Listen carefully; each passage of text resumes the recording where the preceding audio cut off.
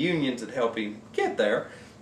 So $4,500 for a junker.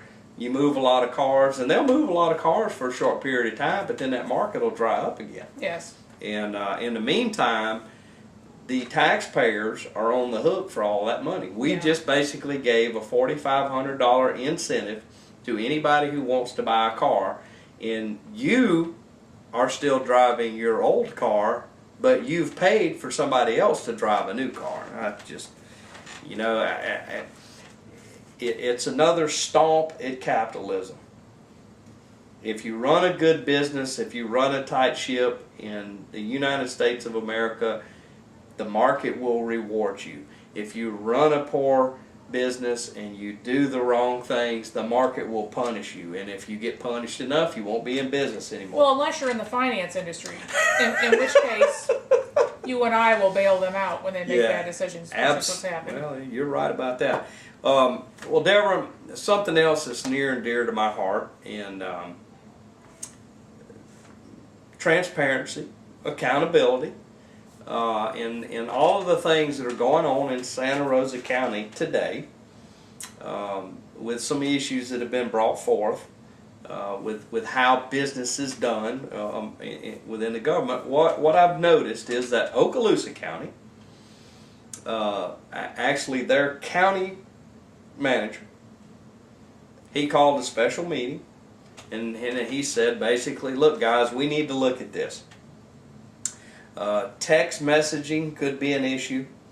The use of private emails certainly is an issue, and so they came together. Now, ladies and gentlemen, we haven't got any kickback yet from any decisions. Let's call that feedback. But at least it's coming back, that they're trying to be proactive in it. Yes.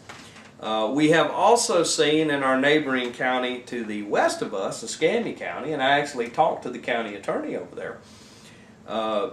She has written a policy, and in that policy it says no text messaging, no use of private emails in county business, and no use of social networking sites for county business. And ladies and gentlemen, I'm going to tell you, by the time that you watch this show, that policy will have been voted on, and it's going to pass. More than likely, it's going to pass 5-0, because even though Valentino was howling about it in the beginning, I think maybe somebody's explained to him that it's just not the right thing to do, and the citizens in Escambia County are really howling about that right now. They don't appreciate somebody taking a cell phone call in the middle of a meeting, or when they see a commissioner sitting there doing that on the BlackBerry, and I certainly understand their feelings on that. I was very impressed that the Escambia County attorney took it to the next level and said social networking sites, because I will tell you right now, I'm not going to name any names, but we have elected officials that are on social networking sites right now that has their county email address on there, their private email address on there, and stuff is being discussed. To the Escambia County attorney, and I'm going to send you the shortcut so you can see this video, my hat is off to you and Escambia County for doing the right thing. Now, with that said, here's Santa Rosa County sandwiched in the middle. Now, you know, I look to my east, and Okaloosa County is taking steps. You know, the governor started the Office of Open Government, and they looked at all these issues. And one of the things that they said was the forms of electronic communications can be a problem, and the counties really need to bear down and make a policy so it won't be a problem. So I look to my east, and I got people standing up to do the right thing, to kind of follow what the governor has asked them to do. And I look to my west, and they've taken action. They've handled it. And here I sit in Santa Rosa County. Not a peep out of anybody. Apparently, private emails and text messaging is not a problem over here. Now, you brought that to the attention of the county attorney. I did bring that to the attention of the county attorney, and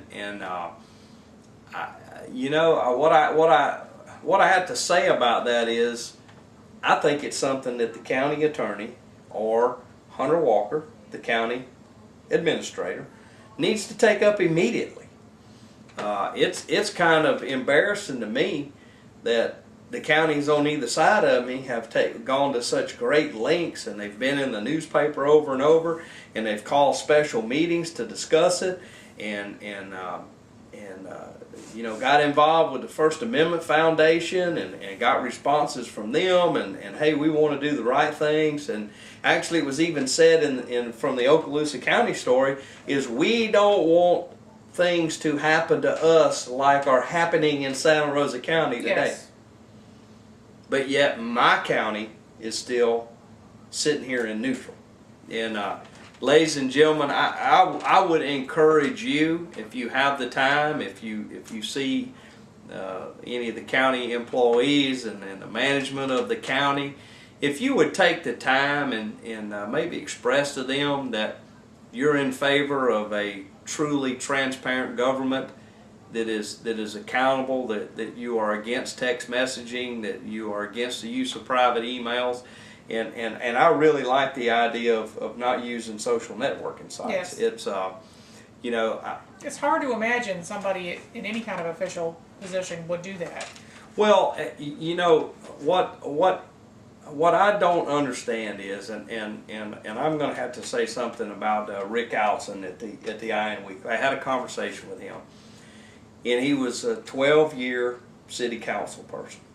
And the thing that he says over and over and over, he says, I do not understand why people fight against the Sunshine Law. He said, not one time in my 12 years as an elected council member did it pose a problem. We knew that we were supposed to talk about it in front of the citizens. We Yes. knew we had a notice meeting.